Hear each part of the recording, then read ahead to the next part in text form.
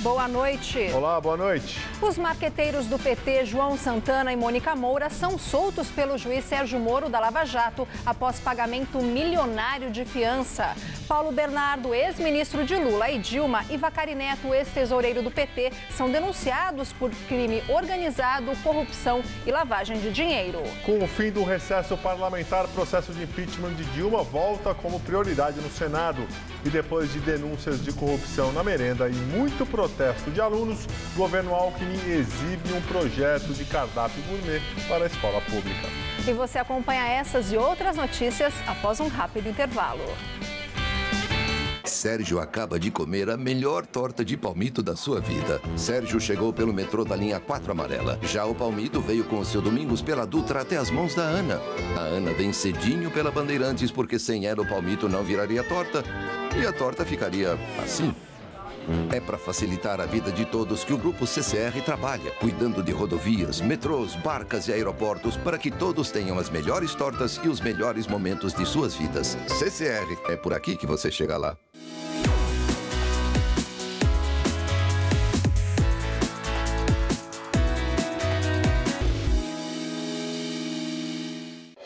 Tudo anda cada vez mais rápido. O tempo, as pessoas, as tecnologias. No coração de todas essas transformações, existe um caminho que pode mudar a sua vida. Pós-graduação Casper Libero. 4 cursos que vão acelerar a sua carreira, atualizar os seus conhecimentos e fazer você ser notado no meio de tanto movimento. Pós-graduação Casper Libero. Paixão por comunicação. Se o bate-papo é agradável, se o conteúdo é interessante e se os musicais são de qualidade, só me resta dizer, eu vou estar aqui te esperando. Todo seu, de segunda a sexta, 10h30 da noite.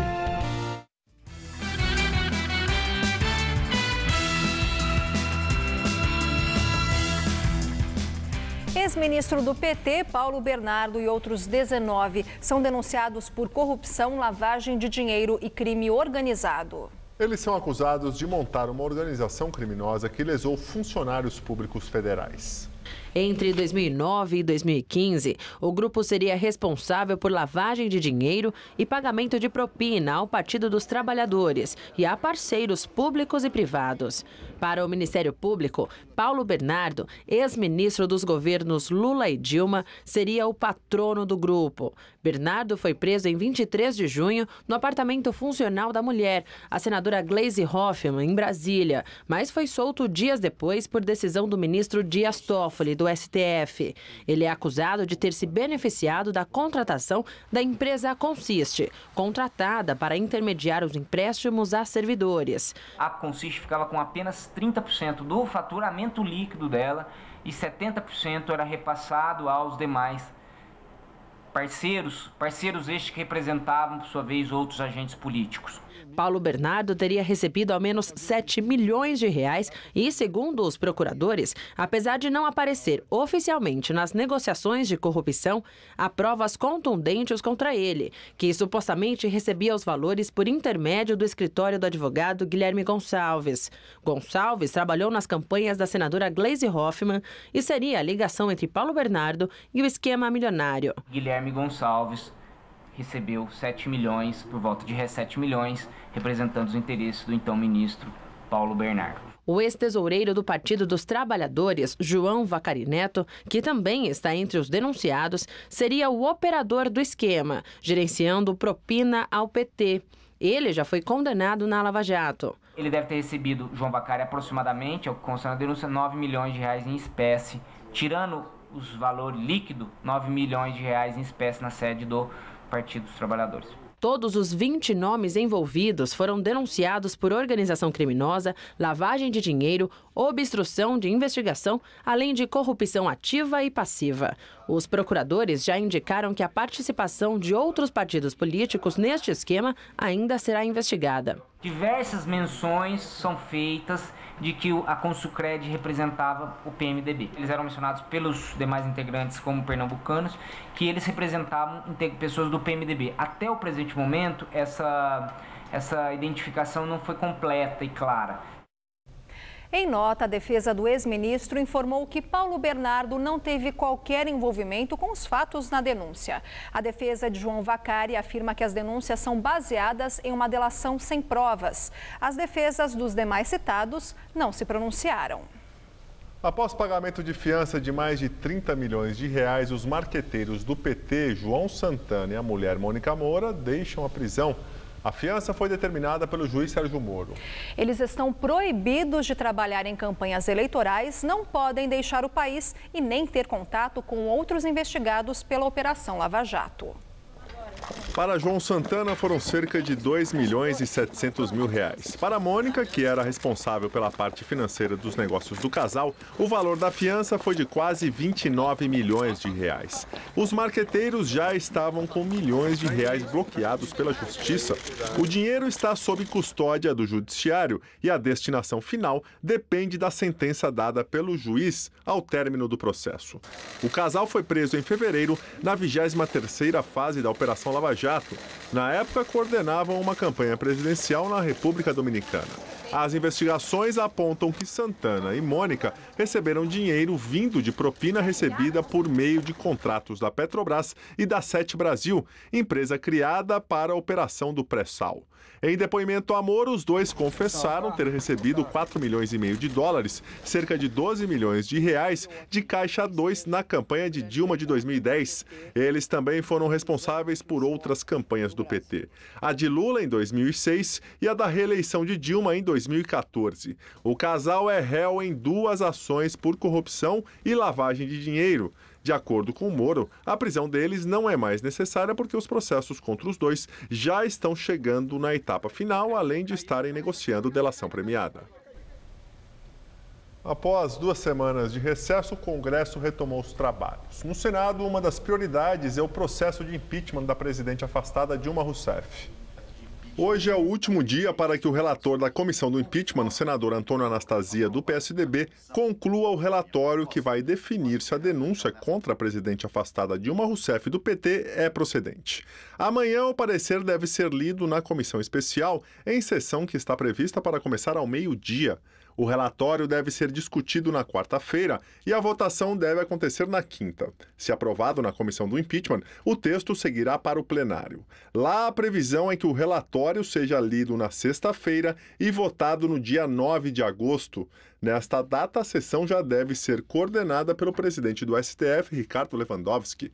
Depois, defesa e acusação terão 48 horas para se manifestar. E será respeitado, conforme a lei, o prazo de 10 dias para que tenha início o julgamento definitivo. A última etapa do processo de impeachment da presidente Dilma deve começar no dia 29 de agosto e a previsão é que ela dure 1 semana. Dilma é acusada de ter cometido crime de responsabilidade ao praticar as chamadas pedaladas fiscais, atraso de pagamentos da União a bancos públicos para execução de despesas e ao editar 4 decretos de crédito sem autorização do Congresso, o que teria, segundo a oposição, desequilibrado as contas públicas. Em entrevista à BBC Brasil, a presidente afastada Dilma Rousseff diz que é preciso lutar pela realização de um plebiscito que consulte a população sobre a necessidade de uma eleição presidencial antecipada no país. Dilma afirmou que vai tentar convencer os senadores a votarem contra a sua cassação, com o argumento de que vai se comprometer a apoiar a convocação de um plebiscito após seu eventual retorno ao comando do país. Dilma também disse que pretende comparecer pessoalmente ao Senado para fazer sua defesa quando o caso for julgado pelo plenário da Casa, o que deve ocorrer entre o final de agosto e início de setembro. E agora o comentário de Josias de Souza, direto de Brasília. Iniciado o mês de agosto, o Senado entra na reta final para o julgamento do impeachment. Dilma Rousseff prepara a divulgação de uma carta. Nela, a presidente afastada dirá que quer retornar à presidência da República não para governar o país, mas para propor a realização de um plebiscito. Dilma acha que é essencial ouvir os brasileiros sobre a ideia de antecipar as eleições presidenciais de 2018 para agora. Dilma não teve votos nem para se manter na presidência da República e acha que vai conseguir convencer esse Congresso que aí está a aprovar a realização de um plebiscito. Numa entrevista à BBC, Dilma falou sobre corrupção. Ela disse, veja você, que o PT precisa fazer uma autocrítica porque deixou-se contaminar pela política tradicional. Quanto a ela, nada de autocrítica. Dilma diz que não podia saber da corrupção, que é uma coisa feita às escondidas. Quem ouve Dilma falando fica com a impressão de que os ladrões da Petrobras desceram de Marte. Convém recordar, eles foram nomeados no governo Lula, foram mantidos até o segundo ano do governo Dilma e roubaram em nome dos aliados, inclusive do PT. Fizeram tudo isso no momento em que presidia o Conselho de Administração da Petrobras uma pessoa chamada Dilma Rousseff. O afastamento temporário de Dilma não tirou ela apenas da presidência da República. Dilma está completamente fora da realidade.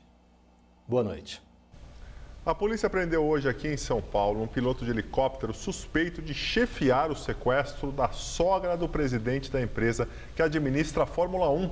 Até agora, 3 homens foram presos, mas a polícia não descarta a participação de outras pessoas.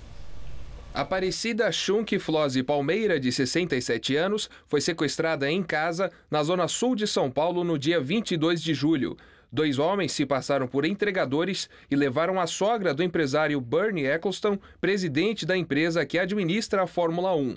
Ontem, policiais da divisão antissequestro estouraram o cativeiro em Cotia, na Grande São Paulo, e libertaram a vítima. 2 homens que estavam no sobrado, Vitor Oliveira Amorim e Davi Vicente Azevedo, foram presos. A Aparecida foi encontrada amarrada, mas sem ferimentos. Segundo a polícia, os 2 sequestradores presos são os homens que invadiram a casa da sogra do empresário. Agora, os investigadores apuram o fato de que eles sabiam da entrega de uma encomenda no mesmo dia do crime. Depois das prisões, todos os suspeitos foram trazidos até aqui na sede do DHPP para prestar depoimento. Segundo a Secretaria de Segurança Pública, os sequestradores foram contratados pelo comandante Jorge Eurico da Silva Faria, dono de uma empresa que até 2014 foi responsável pela operação aérea da Fórmula 1 no país. Ele foi preso hoje em um condomínio de alto padrão, também na região de Cotia. Faria é suspeito de comandar toda a ação criminosa. O Jorge Eurico é um piloto de helicóptero que servia a família do Bernie Eccleston, servia o Bernie Eccleston nos eventos de Fórmula 1 aqui em São Paulo. Então, como ele fazia esse trabalho já há algum tempo, ele conhecia um pouco da rotina da família da dona Aparecida. As investigações continuam, já que não está descartada a participação de outras pessoas no crime. O empresário Bernie Eccleston permaneceu na Inglaterra durante as investigações e, a pedido da polícia, não teve nenhum contato com os sequestradores. O resgate não foi pago.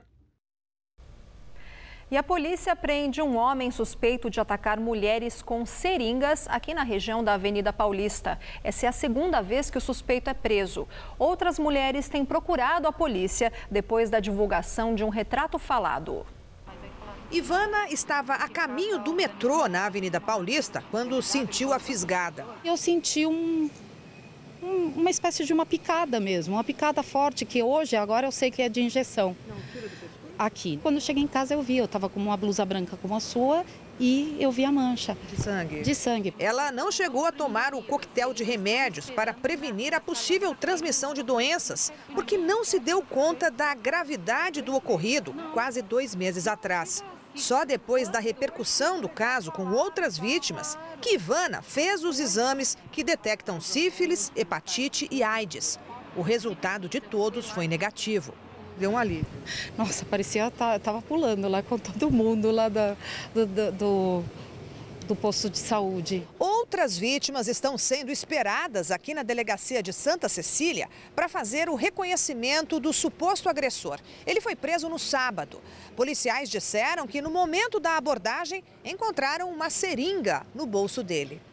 Antônio Nogueira de Santana já tinha sido detido na semana passada, depois que um retrato falado foi divulgado. Mas ele foi liberado após ser ouvido. A polícia mantém contato com o Hospital Emílio Ribas, referência em doenças infecciosas, que foi procurado por diversas vítimas que teriam sido atacadas com uma seringa na região da Paulista e de Pinheiros. Passaram a vigorar hoje as novas regras para colocar créditos no bilhete único. Segundo a SP Trans, a mudança vai valer até que existam condições seguras de controle de fraudes. A polícia investiga quadrilhas suspeitas de invadir o sistema de segurança do bilhete único. A medida para evitar fraudes no sistema vai valer por pelo menos um mês e entrou em vigor nesta segunda-feira. E com a volta às aulas, teve muita gente reclamando das longas filas para recarga do bilhete único e também a espera um pouco mais longa. Bastante gente com dúvida e as filas aumentaram bastante. Tem que se programar para fazer a sua recarga. Tem que se programar, porque senão não vai conseguir. Se não for com um tempo ágil assim, você não vai conseguir. Vai funcionar da seguinte maneira essa restrição. Quem tem o bilhete único anônimo, aquele que não é cadastrado, terá algum tipo de restrição para carregar esse bilhete nas modalidades mais vantajosas, que são a diária e também a semanal. Agora, quem tem o cartão anônimo e quer continuar a colocar dinheiro para viagem simples, vai continuar valendo normalmente. Para a recarga mensal, já servia apenas para quem tem o bilhete cadastrado, então agora vai continuar igualmente funcionando. Para quem tem o interesse de fazer o cadastro, é só entrar no site da SP Trans, fornecer os seus dados pessoais e depois ir a algum posto da SP Trans para fazer a retirada do seu bilhete. Não é necessário agendamento. O mês de agosto começou com um tempo firme e ar seco aqui na capital paulista. Esse quadro não é novidade, já que o mês é um dos mais secos do ano. Pois é, mas a chegada de uma frente fria amanhã pode alterar um pouco essa tendência. Mariana Armentano traz mais detalhes da previsão do tempo. Teremos algumas mudanças no tempo aqui em São Paulo com a passagem de uma frente fria pelo oceano. Mas só deve chover mesmo no extremo sul do estado, ali na região que faz divisa com o Paraná. Quem estiver no interior, da faixa leste para dentro, não vai sentir nenhuma variação no tempo e as temperaturas chegam a ultrapassar os 30 graus. Faz até 32 em Presidente Bernardes, em Araçatuba, e 33 graus em Votuporanga. Em Campinas e em São José dos Campos, teremos máxima em torno dos 27 graus amanhã à tarde. Já na costa paulista, na região do Vale do Paraíba, de Sorocaba e aqui na capital, o dia fica com muita nebulosidade e pode chuviscar à noite entre o litoral e a Grande São Paulo. A temperatura cai em relação a hoje e teremos o que os meteorologistas chamam de mínima invertida, quando a menor temperatura do dia acontece à noitinha. Amanhã à tarde, a máxima chega aos 23 graus por aqui e aí vai caindo. Por volta das 9, 10 horas da noite, os termômetros da cidade devem marcar apenas 13 graus. Na quarta-feira teremos mínima de 13 e máxima de 22 e na quinta-feira esquenta um pouquinho e a máxima prevista é de 24 graus.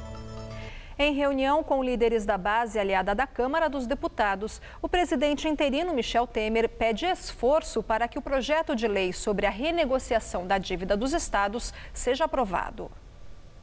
No Palácio do Jaburu, os deputados da base aliada afirmaram que pode ser difícil votar ainda nessa semana a proposta que limita o aumento dos gastos públicos estaduais para a renegociação da dívida dos estados com a União. A falta de quórum é possível, porque nós estamos na reta final das convenções municipais que se encerram nesta sexta-feira, dia 5. Portanto, há sim uma preocupação. Mas disseram que serão feitos ajustes na proposta juntamente com o ministro da Fazenda, Henrique Meirelles, para que a votação seja mais rápida. Segundo os deputados, Temer negou novamente a pretensão de permanecer no Palácio do Planalto até 2022. O presidente Temer, ele iniciou a sua fala falando mais uma vez e reiterando que não é candidato à reeleição, que jamais seria, que já publicamente, durante vários momentos, já afirmou isso. Eduardo Cunha entrega as chaves da residência oficial da presidência da Câmara. Cunha, que renunciou à presidência da Casa e está afastado do mandato por ordem do STF por estar obstruindo as investigações da Lava Jato, vai morar em um apartamento funcional como os destinados aos demais parlamentares em Brasília. E Cunha esteve hoje na sede da Justiça Federal no Rio de Janeiro, onde foram ouvidas testemunhas de acusação num dos processos da Lava Jato, no qual ele é réu. Foram ouvidos os ex-diretores da estatal, Paulo Roberto Costa e Nestor Cerveró, e também o lobista Fernando Baiano. Segundo a defesa de Baiano, ele confirmou o pagamento de propina a Cunha. O ex-presidente da Câmara é suspeito de desviar recursos públicos em contratos de fretamento de sondas para a Petrobras. Ele nega as acusações. E agora vamos ao comentário de política com Bob Fernandes. Em 98, o Grupo Libra ofereceu o dobro e ganhou concorrência na Codesp, no Porto de Santos. Alegando descumprimento do contrato, não pagou. Assunto na Justiça, litigância por anos. Por ter dívida de 850 milhões em litígio com a União, o Grupo Libra não poderia concorrer à nova licitação em 2015. Mas uma emenda de Eduardo Cunha na MP dos Portos resolveu tudo. Abriu brecha para os que estivessem em arbitragem privada. E a concessão foi renovada por 25 anos. Em 2014, sócios do Grupo Libra doaram 1 milhão para a campanha de Temer. Em janeiro, no Estadão, José Roberto de Toledo, Daniel Bramati e Rodrigo Burgarelli contaram essa história. Agora, em Carta Capital, em novos capítulos, André Barrocal volta a essa batalha judiciária que vale mais de 2 bilhões. No enredo, o chefe da Casa Civil, Eliseu Padilha, e um de seus filhos. Tem Eduardo Cunha, Grupo Libra, Temer e o presidente do Sindicato dos Trabalhadores do Porto de Santos, Everandi Cirino. Everandi diz que Temer dá as cartas no Porto de Santos desde a era FHC. Conclui Everandi. Libra é o cartão de visita da gestão Temer no Porto. A propósito, no domingo, manifestações Brasil afora, em favor de Dilma ou contra a corrupção. A do PT. As marchas encolheram, fruto dos desencantos. Empreiteiros anunciam a delação contra mais de uma centena de políticos, de governos do PT, Aécio, Alckmin, Serra, todos estariam citados. Ruas sempre valem a pena.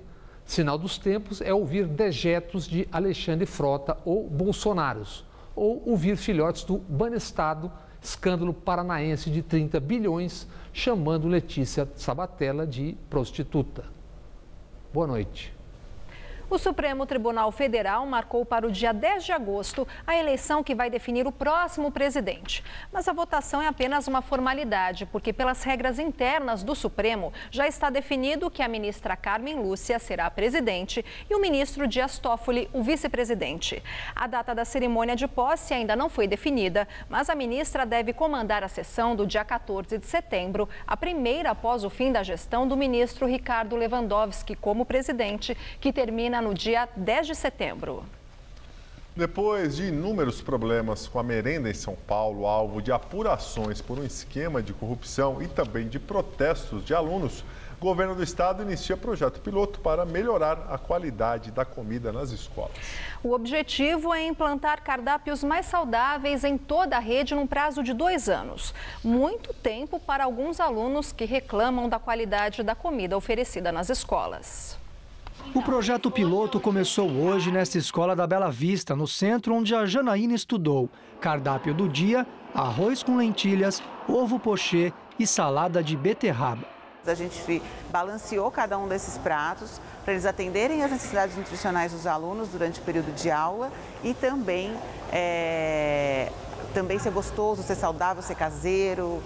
A novidade será servida para os 1.500 alunos da escola.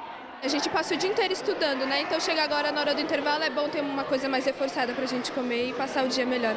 A promessa do governo é que em 2 anos o programa seja expandido para cerca de 5.000 escolas estaduais de São Paulo, atendendo quase 2 milhões de alunos. O problema é que em muitas escolas, como nesta da Zona Leste, a realidade, por enquanto, ainda é diferente. Pela internet, alunos da escola Gabriel Ortiz, na Penha, reclamam da merenda seca, composta por biscoitos, achocolatado e uma fruta. No decorrer do dia eu me sinto com muita fome e me sinto bem indisposto também, com fraqueza. A gente nunca sabe se vai ser uma coisa seca ou se vai ser comida, então a gente não pode ficar, dependendo da escola. A gente tem que trazer um dinheiro de casa só para garantir, mas eu sei que não é todo mundo que pode trazer. Sem saber que estava sendo gravada, uma funcionária confirmou que uma vez por semana as refeições são substituídas por merenda seca. Ele realmente reclama desse dia de merenda seca, né? Não é de hoje que alunos da rede pública reclamam da qualidade da comida que é servida. Após uma onda de protestos, estudantes secundaristas pressionaram e os deputados criaram uma CPI para apurar a chamada máfia da merenda, um suposto desvio de verbas em 22 prefeituras. O presidente da casa, Fernando Capese, é um dos envolvidos. Ele nega as acusações. De acordo com a Secretaria Estadual da Educação, a Escola Gabriel Ortiz, que você viu agora na reportagem, deve receber os novos pratos da alimentação escolar a partir de 2017. Agora, economia. Em julho, o saldo da balança comercial brasileira teve superávit de 4 bilhões e meio de dólares. É o maior valor para o mês desde 2006. No acumulado do ano, o superávit alcança pouco mais de 28 bilhões de dólares. Maior valor desde o início da série histórica em 1989. E agora vamos ao comentário de economia com Denise Campos de Toledo. Ela fala sobre o resultado da balança comercial. Esses superávites da balança comercial podem dar a ideia de que o comércio exterior do país está em forte recuperação. Nada disso. Os resultados estão vindo basicamente de uma queda das importações muito superior à queda das exportações. Exportações que estão caindo tanto na parcial do ano como no mês de julho. Na verdade, o comércio exterior está encolhendo.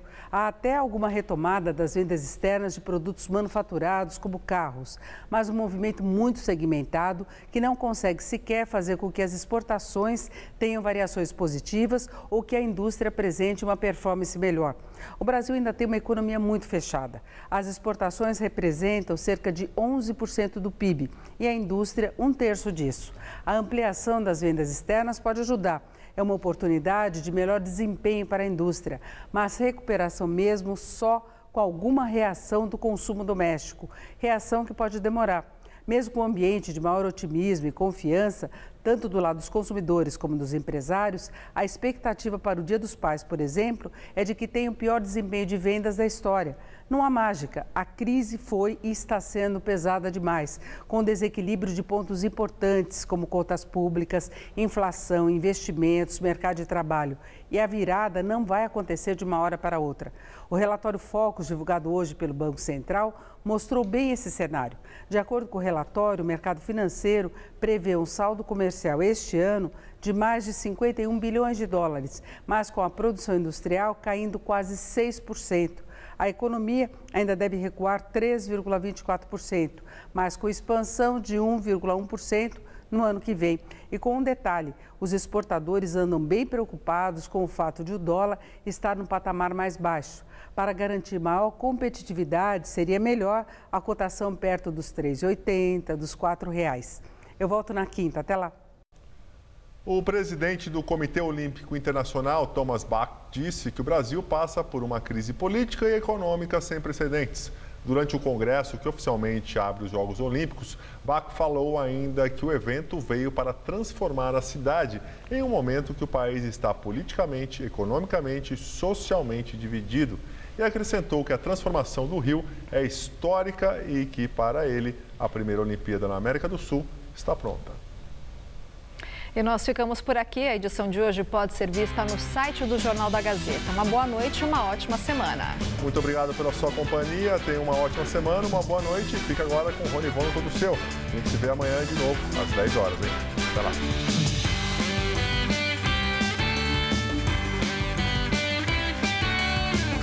Matérias especiais e comentários do universo esportivo você confere no Gazeta Esportiva, de segunda a sexta, 6 da tarde. Assista agora. Todo seu.